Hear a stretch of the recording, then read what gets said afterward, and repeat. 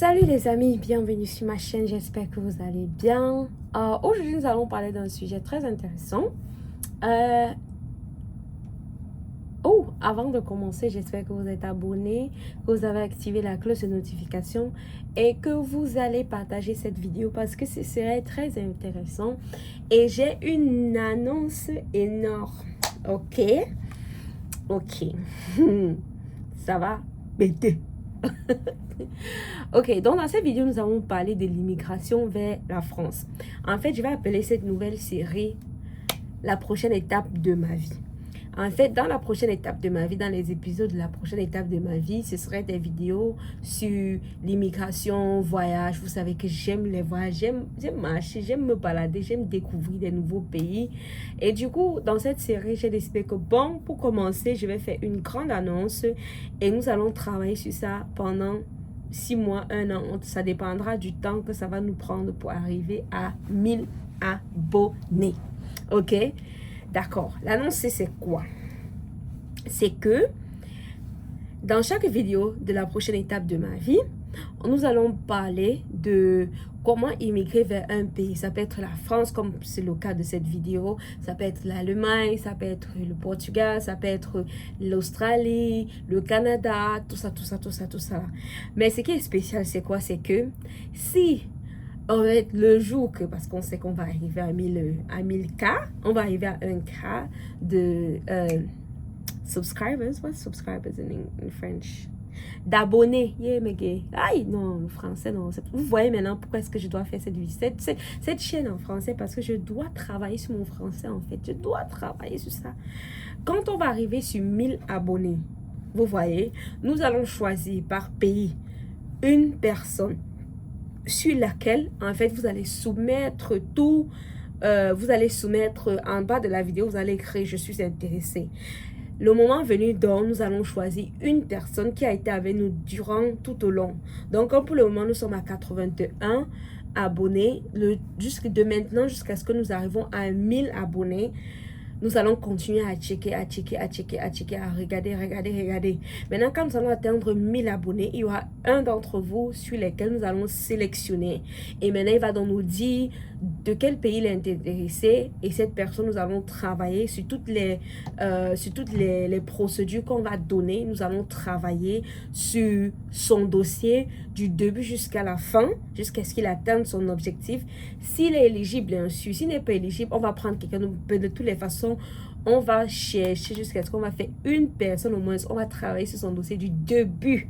Je vous dis bien du début jusqu'à la fin. Sans frais. Parce que vous êtes mes abonnés. Vous êtes mes abonnés.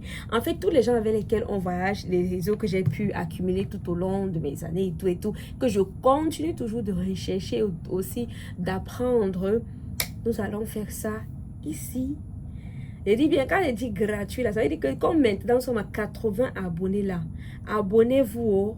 Parce que si vous n'êtes pas abonné et que vous n'avez pas commenté, le moment venu, quand on va faire le tirage au sort, je suis désolée, vous ne pouvez pas venir. Même si que vous arrivez à 999 abonnés et que vous êtes l'abonné qui nous fait franchir le pas de 1000 là, vous allez faire partie de la sélection.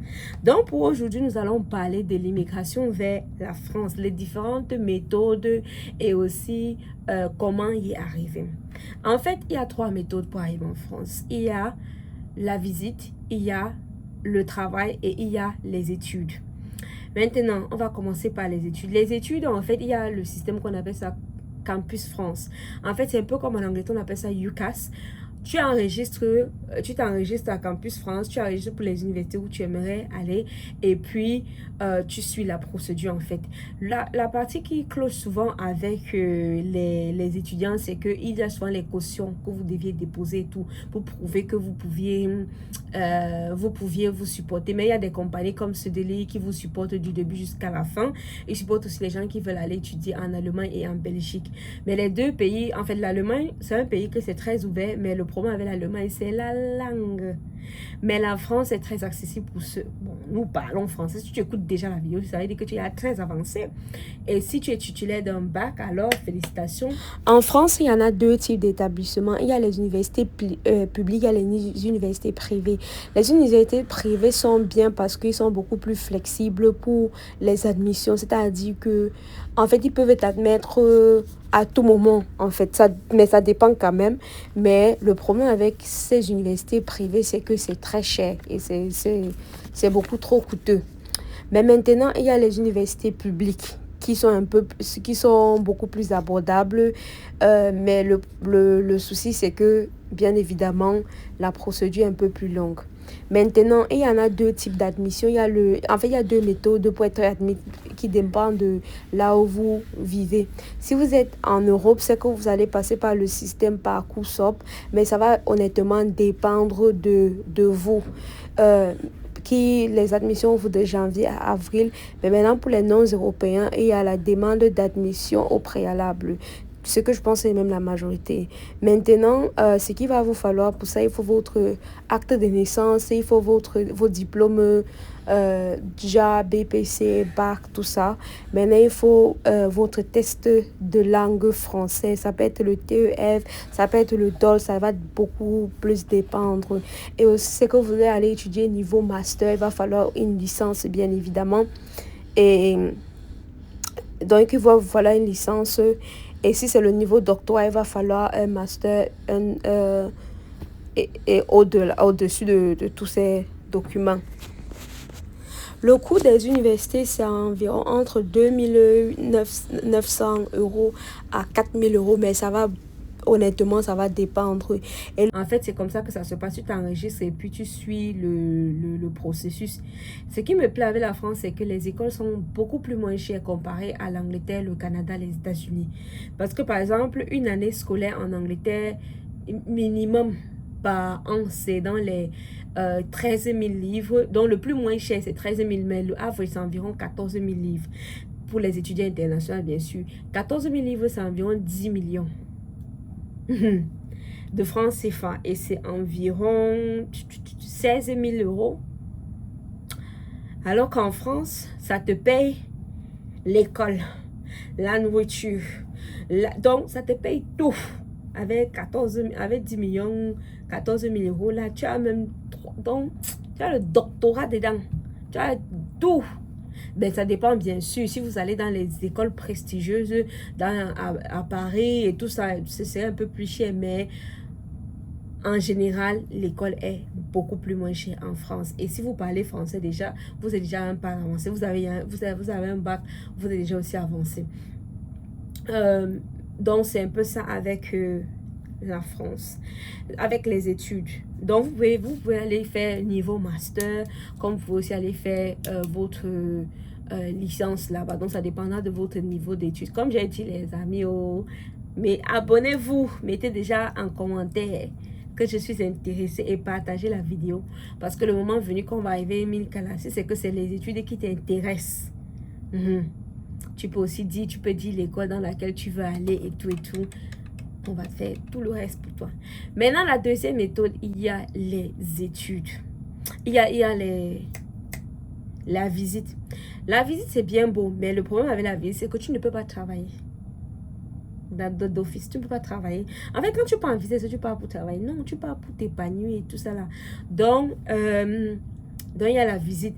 Et la visite aussi, tu dois être capable de démontrer que tu vas rentrer dans ton pays d'origine. Si c'est que tu n'as pas si c'est que tu veux monter ton dossier seul, genre tu n'as pas de famille, tu n'as pas de personne qui est là-bas en France, qui va pouvoir t'accueillir ou pouvoir te supporter, tout ça là, ou pouvoir t'envoyer une lettre d'invitation. Donc, tu dois être capable de prouver que là où tu es là où tu pars là, tu vas rentrer. Ce qui est souvent très difficile pour les gens qui sont basés en Afrique parce que on se dit que non, tu vas seulement venir, tu vas Boza. Tu vois un peu. Donc, c'est un peu ça qui est souvent compliqué avec l'immigration. C'est ça qui est difficile à prouver. Et comme j'ai dit, si vous abonnez que c'est la vidéo que vous voulez aller là, on va vous faire ça propre. Maintenant, donc, il y a la troisième étape qui est les visas travail/entrepreneuriat. Maintenant, dans les visas entrepreneuriaux, il y en a 3 catégories. Soit tu peux être fondateur d'une compagnie, soit tu peux être directeur d'une compagnie, soit tu peux être employé, donc tu peux être self-employed, c'est-à-dire tu travailles à ton propre compte en fait. Maintenant, ou freelancer. Maintenant, pour être directeur, donc directeur de la compagnie, vous devez être capable de prouver que vous gagnez environ 64 000 euros, plus de 64 000 euros par an.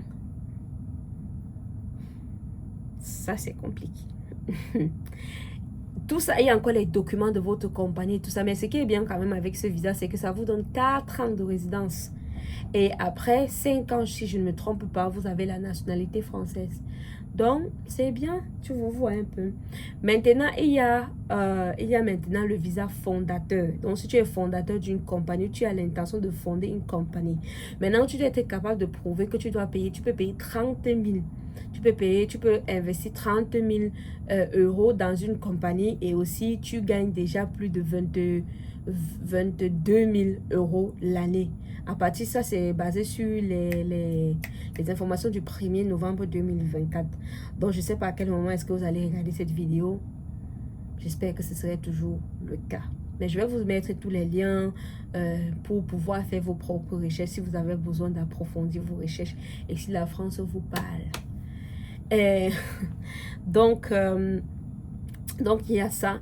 Et il y en a aussi la 3e étape qui est freelancer, travailler à ton propre compte, self-employed, tout ça. Maintenant, l'avantage avec freelancer et tout, c'est que tu dois être capable de montrer que tu as plus de 22 000 dans ton compte, mais tu travailles aussi, en fait, que tu dois être capable de monter un dossier qui prouve que tu as de l'expérience d'abord pour commencer et aussi que tu gagnes assez pour pouvoir te supporter toi-même parce que tu vas travailler à ton propre compte. Tu ne dépends pas d'une compagnie française. Mais il y en a aussi d'autres visas de thème de travail qui, en fait, c'est une compagnie française qui te sponsorise pour venir travailler en France. Mais ces cas-là sont un peu rares. En fait, les temps-ci, moi, je n'ai pas encore vu beaucoup d'offres comme d'autres pays. En fait, parce que généralement non, j'ai pas encore vu beaucoup, parce que moi je vais pas venir vous parler des choses ici là que tu ne peux pas rester comment tu dis que bon, je peux faire comment pour schématiser l'affaire là, je peux faire, non, on vous donne les trucs pratiques ici là, ok. Merci si c'est que vous avez regardé la vidéo jusqu'à ce point. Les amis, nous sommes en route pour 1000 abonnés. Donc, abonnez-vous dès maintenant. Si vous êtes intéressé, que ce soit pour la France ou pour les autres pays qu'on va discuter, ou si vous avez un pays que vous aimeriez qu'on fasse les recherches ou qu'on entre en contact avec quelques gens dans le territoire et tout, vous mettez ça en commentaire. Quel pays vous parle, ok? Et on va en discuter la prochaine fois. Merci. Et à très bientôt. Bisous.